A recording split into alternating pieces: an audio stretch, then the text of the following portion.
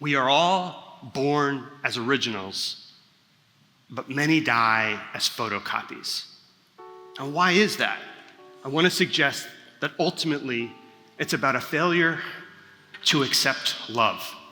Every day we meet people trying to be anybody but themselves. Now, what else can explain such awful compromises, if not a singular cancer of the soul?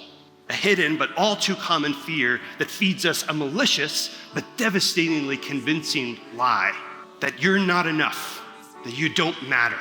We wind up contorting ourselves into something we're not, a photocopy of what belonging looks like. And before we know it, we have traded our own selves away for what? A lukewarm conformity? But really, the failure, it's more like a forgetting.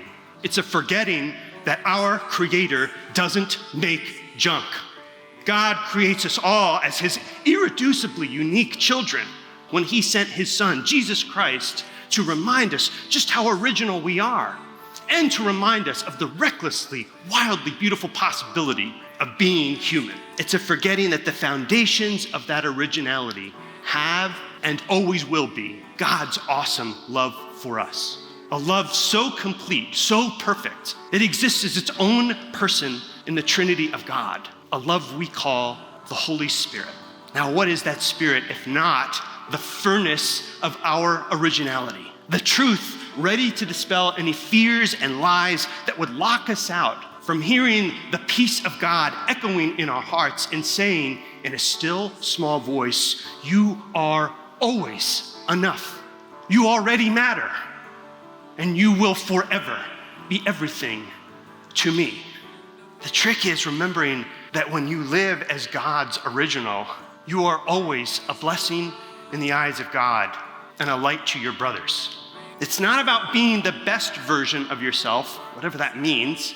It's about being true to yourself. It has nothing to do with expectations, which often only unsettle our hearts, and everything to do with living into the freedom of God, which brings us a true peace and joy. For what is our brotherhood, if not a celebration of each man finding and fulfilling their originality? Every time you find and live into the freedom of being true to who you know you are, you embolden your brothers to go for broke and to do the same.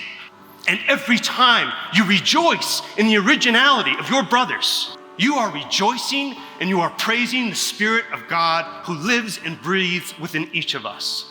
We are all born as originals, which is why today we gather and say, come, Holy Spirit, break open the hearts of your people.